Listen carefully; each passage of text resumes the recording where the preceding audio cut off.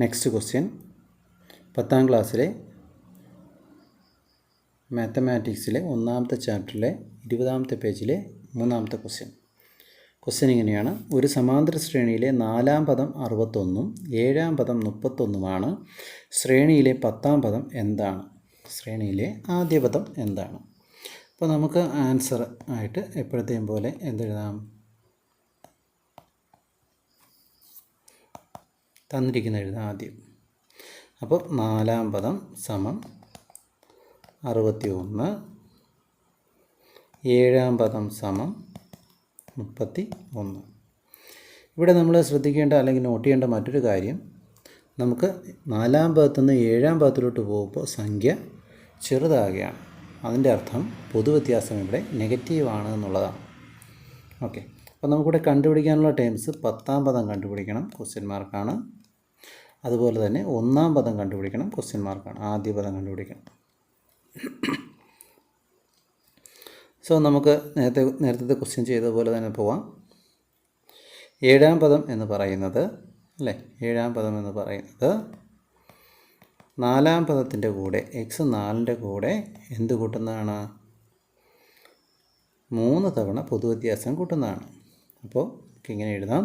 4ാം പദം നമുക്ക് അറിയാം. അപ്പോൾ 61 പ്ലസ് 3 തവണ പൊതുവ്യത്യാസം കൂട്ടുമ്പോൾ അത് ആരായിട്ട് മാറും?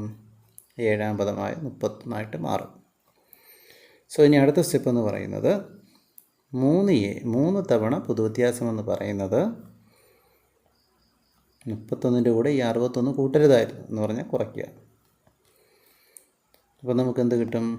ഈ സ്റ്റെപ്പ് എന്ന് പറഞ്ഞാൽ അടുത്ത സ്റ്റെപ്പ് എന്ന് പറഞ്ഞു കഴിഞ്ഞാൽ ഒരു പോസിറ്റീവ് സംഖ്യയും ഒരു വലിയ നെഗറ്റീവ് സംഖ്യയും വന്നു. അപ്പോൾ നമ്മൾ എന്ത് ചെയ്യുക? വലുതിൽ നിന്ന് ചെറുത് കുറച്ചിട്ട് വലുതിൻ്റെ ചിഹ്നം, അതായത് 61 31 കുറയ്ക്കുക, വലുതിൻ്റെ ചിഹ്നം. അപ്പോൾ നമുക്ക് 30 കിട്ടും, -30. അപ്പോൾ 3a - 30. അങ്ങനെയാണെങ്കിൽ a എത്രയായിരിക്കും? a എന്ന് പറയുന്നത് -30നെ 3ആയിട്ട് വീതിക്കുക, അല്ലേ? 3 - 30 ആണെങ്കിൽ a എന്ന് പറയുന്നത് -30നെ 3ആയിട്ട് വീതിക്കുന്ന എത്രയാണ്? = -10. അപ്പോൾ എയുടെ വില -10. നമ്മൾ നേരത്തെ പറഞ്ഞതുപോലെ പൊതുവ്യത്യാസം നെഗറ്റീവ് കിട്ടിയിട്ടുണ്ട്. ഇനി നമുക്ക് വേണ്ടത് എന്താണ്? 10ാം പദം. നമുക്കറിയാം 7ാം പദം, 7ാം പദം സമം 31 അറിയാം. അങ്ങനെയാണെങ്കിൽ 10ാം പദം സമം എന്താണ്? 7ാം പദത്തിൻ്റെ കൂടെ എന്ത് കൂട്ടണം? 3 തവണ. 7 3 ആണ് 10. 3 തവണ പൊതുവ്യത്യാസം കൂട്ടുക. അപ്പോൾ 7ാം പദം 31 പ്ലസ് 3 തവണ പൊതുവ്യത്യാസം. അപ്പോൾ 3 × -10. അങ്ങനെയെങ്കിൽ നമ്മുടെ ആൻസർ എങ്ങനെ മാറും? = 31 - 30, അല്ലേ? 3 × -10, നെഗറ്റീവ് ചിഹ്നമാണ് 1.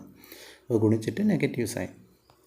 ഇനി നേരത്തെ ചെയ്ത പോലെ വലുതിൽ നിന്ന് ചെറുത് കുറച്ചിട്ട് വലുതിൻ്റെ ചിഹ്നം. 31 30 കുറയ്ക്കുക 1, വലുതിൻ്റെ തന്നെ പോസിറ്റീവ് 1. അപ്പോൾ 10ാം പദം നമുക്ക് 1 എന്ന് കിട്ടി. ഇനി നമുക്ക് 1ാം പദം കണ്ടുപിടിക്കാം. 1ാം പദം കണ്ടുപിടിക്കാൻ എന്ത് ചെയ്താൽ മതി? 1ാം പദം സമം നമുക്ക് 10ാം പദം അറിയാം, അല്ലെങ്കിൽ 7ാം പദം ഏത് വെച്ച് വേണോ ചെയ്യാം. നമുക്കിവിടെ 10ാം പദം വെച്ച് തന്നെ അങ്ങ് ചെയ്യാം. 10ാം പദത്തിൽ നിന്നും എത്ര തവണ? 9 തവണ പൊതുവ്യത്യാസം കുറച്ചാൽ മതി. അപ്പോൾ 9a. അപ്പോൾ 10ാം പദം എത്രയാണ്? 10ാം പദം എന്ന് പറയുന്നത് 1 ആണ്. 1ൽ നിന്ന് 9 തവണ പൊതുവ്യത്യാസം ആവും. -9 × -10. ഇവിടെ 2 നെഗറ്റീവ് മൾട്ടിപ്ലൈ ചെയ്യാൻ വന്നിരിക്കുകയാണ്. 2 ന്യൂനസംഖ്യകൾ ഗുണിച്ച് കഴിഞ്ഞാൽ എന്ത് ചെയ്യണം? ഗുണിച്ചിട്ട് പ്ലസ് ഇട്ട് കൊടുക്കണം. +9 × 10 90. ഓക്കെ, അപ്പോൾ ആൻസർ 91. നമുക്കിവിടെ 1ാം പദം എത്രയായി? 91. ക്ലിയർ? ഇത്രയേ ഉള്ളൂ. 10ാം പദവുമായി 1ാം പദവുമായി.